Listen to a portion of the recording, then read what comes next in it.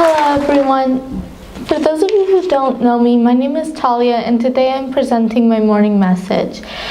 I know this quote from Forrest Gump is overused and cheesy, but life is like a box of chocolates. You never know what you're gonna get. I think this is true because you never know what life has in store.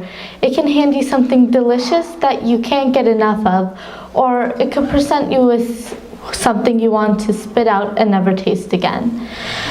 A question I ask myself is, why do good people sometimes get a bad chocolate?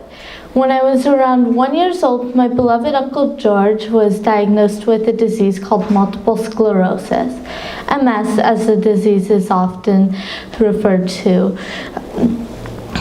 Attacks the protective layering of your nerves and affects your vision, balance, muscle control, and other body functions. In an old photo of Uncle George before he got sick, I am sitting on his lap with a set of golf clubs he gave to me when I learned to walk. He was a very successful golfer, but just a year after the photo was taken, he started to lose his balance, stopped playing golf, and was forced to start using a cane. By the time I was in kindergarten, Uncle George was confined to a wheelchair. I remember one time in particular when he came to see me play a bunny in a school play. He was so sick that he had a hard time getting into the Herbst Theater in his wheelchair. He had to be pushed down the aisle by family members and sit apart from everyone else. But amazingly, he was okay with that. He wouldn't let anything stand in his way of seeing me perform for all of 2 minutes. The fact that Uncle George, as sick as he was making his way in the world and showing up for the people he loved, set a powerful example for me. Uncle George has gotten sicker over the years and now requires more and more help getting around. But he still shows up to family events, and when he arrives, he doesn't just sit there and feel sorry for himself. Even though he is in pain and knows he will never be able to do the things he once did, he still manages to tell jokes and makes us all laugh. He keeps up with current events and knows what is going on in everyone's life. He spends very little time feeling sorry for himself. He wants us to think of him as regular Uncle George. One of my favorite quirks about Uncle George is that for some silly reason, he just loves the TV show The Simpsons. He has a huge mantle dedicated to his Simpsons collection, which includes figurines, and games, and even a lunchbox. And one day, my mom and I passed by a shop that sold a Simpsons Monopoly game. My mom bought one for me and one for Uncle George's collection. As brave as Uncle George is, I know sometimes he tries to protect me from the reality of his disease. Once I overheard my mom and him talking privately. They thought I wasn't listening because I was playing a game on my mom's phone. My mom was saying that it shouldn't have been him that got the disease, that she wished it had been her. My uncle told her it was better for him to have the disease because she was married and had a child. And I realized at that moment how giving and thoughtful my uncle is.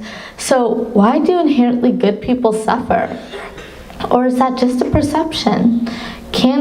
I can't answer that question, but I do know that Uncle George has taught me that you don't have to let suffering define you or stand in your way of living. When life tests you enough or takes away your ability to do the things you love most, like it did to Uncle George, it is incredibly easy to give up and feel like nothing matters anymore. It is easy to wallow in your self-pity. I think Uncle George has found a better way. Maybe he has been able to let go of the things that were taken away from him and see life in a new way. To somehow appreciate that semi-bitter piece of chocolate and realize that it can still taste sweet sometimes. My Uncle George recognizes that he is lucky to be alive, that we all are, and that each day on this amazing planet is precious enough as it is, no matter the circumstances. Somehow, Uncle George found the strength to go on living and loving and reaching out to the people around him despite the curveball life threw him. And I admire him so much for that. I try to cherish every moment I have with my incredible uncle. As he's gone sicker, I've become more aware that we don't have forever with the people that we love. We must make every moment count. We don't know how long we have in this world, so we must appreciate the people we love now, to spend time with them while we are here, and remember not to take them for granted.